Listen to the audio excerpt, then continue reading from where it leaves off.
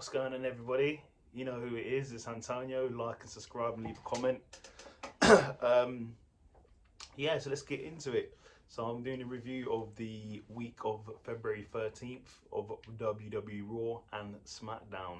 So Raw starts with Lashley coming out with MVP, talking about the chamber, talking about he's beating everybody. No one can beat him. He's going to beat Brock again and leave the WWE champion.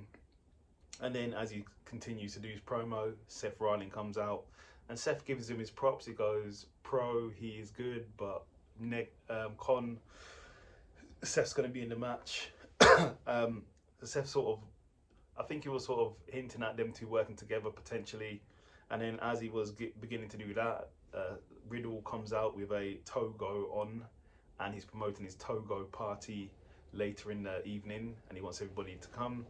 And then Austin Theory comes out and basically says he's the chosen one with Vince McMahon, so he has to win. He needs to win to make Vince McMahon proud, his dad.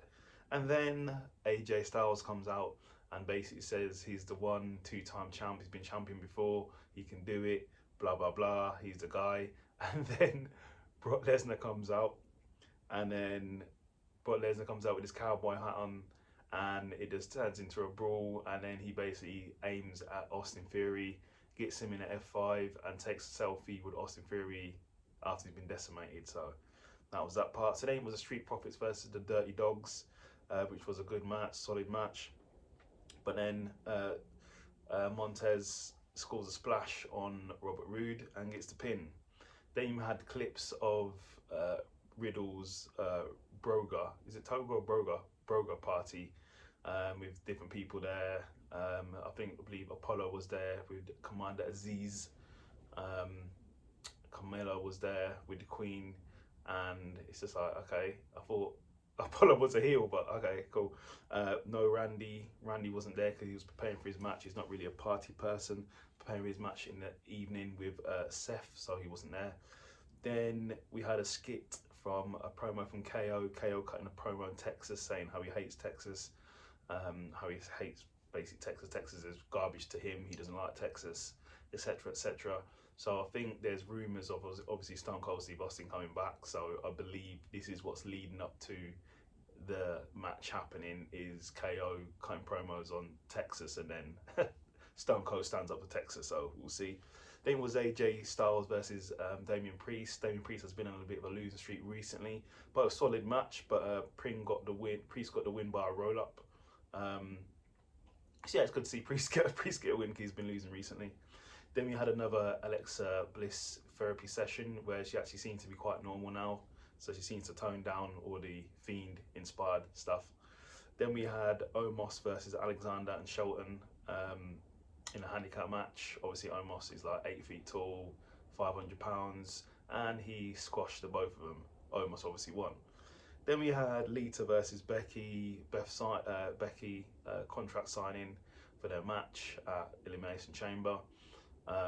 Obviously back and forth, barbs back and forth, and then yes, it got physical, as you guessed it. Then it was a gauntlet match to find out who's going to be coming out last out of the Women's Elimination Chamber. So it started with Rhea Ripley versus Nikki ASH. Then Ripley won. Then it was Liv versus Ripley, and then Ripley won. Then it was Doudrop versus Ripley. Ripley won again. So Ripley's on a bit of a roll here. And then the last one to come out was Bianca Belair, and you're not beating Bianca Belair. Bianca Belair won, so she's going to be the last person to come out on the chamber match, which I will do a review of as well. Then it was a toga party, back to the toga party again with Riddle hosting a toga party. You had the Streets Profits there as well, but it was ruined by the Alpha Academy, and they beat up Riddle and said it's over, bro. Then you had this is probably one of the best segments out of the whole thing. It was 24/7 championship. Obviously Dana Brooke holds it, and then Dana Brooke and Reggie was in a restaurant having something to eat, and then Tamina and Tawazaki, I believe that's his name, was there looking in disguise, and then obviously they found out who they were. They're running after each other. They're running after them to obviously get the title. R-Truth turned up as the waiter. Dana Brooke and Reggie managed to get away. Then after they lost them, Reggie was like, "Oh, okay, so you kissed me the other day. Are we gonna date?" And Dana Brooke was like, "No, you're just a friend. You've been friend zoned." So he goes, "Okay, cool." And then he rolls her up and gets the pin, and that was that. So yeah, that's quite funny. Then we had the Mysterios versus the Alpha Academy, which was a pretty good match, good tag team match. Alpha Academy won, and then Miz came out and attacks Ray, which obviously leads up for the Elimination Chamber match. And then there's another skit, and it shows Alexa Bliss is now cured. She's not demonic and she's not obsessed with the Fiend or possessed by the Fiend, and she's actually going to be in the Women's Elimination Chamber match. So that was good to see. It's good to see her back. I'm glad she's back. Then the main event, you had Seth Rollins versus Randy Orton, which was a really good match. Obviously, them two can go. They're very, very familiar with each other. It was a good match, and Randy hit the RKO flat on Seth. Was about to go for the pin, then Alpha Academy come out, and then basically Randy started fighting Alpha Academy on the aisle, and then he came back, ran back into the ring because he nearly got counted out and got hit with the curb stomp. 1, 2, 3, Seth Rollins wins. So yeah, it was pretty good Raw. So going to SmackDown, it starts with a tag team match, which will be Naomi and Ronda versus Sonja, Deville, and Charlotte Flair. Contract signing. Obviously, they're all going back and forth, back and forth. Ronda and Naomi signed but didn't read the contract, because Sonja goes, "Oh, it's actually a match where Ronda have to have one arm tied behind her back," and she didn't know, but she signed a contract, so that'd be interesting. Then we had Shameless versus Ricochet. They fought for the umpteenth time. Finally, Ricochet actually wins. Then we had a Sami Zayn interview. Obviously, he's cutting the interview, got the promo, talking about IC Championship, etc., etc. Then we found out that the Undertaker is going to be in the Hall of Fame. Who well deserved. He's one of the best out there. He's one of the greatest of all time. Top 3, top 2, top 1, probably number 1, the greatest of all time wrestler. So, congrats to the Undertaker. Then we had Jay versus Ivor of the Viking Raiders. It was a solid match, but Ivor actually won. So good, congrats to Ivor. Then it was Drew basically cutting a promo in regards to what happened to him, reason why he's been out for so long, reason why he needed surgery, obviously due to Madcap Moss.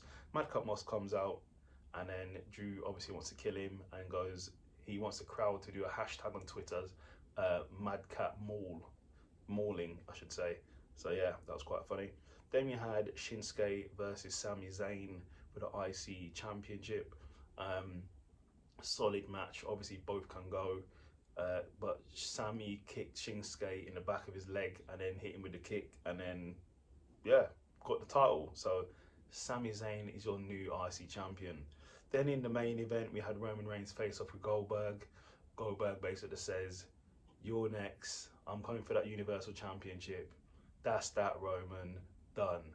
And yeah, so that will lead us into Elimination Chamber. So I'll do a review of that as well.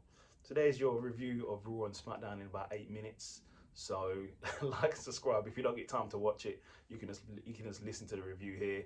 I usually do the reviews on Sundays when I watch everything. So like and subscribe. You can follow me on Instagram below. So take care of yourselves. Thanks for watching.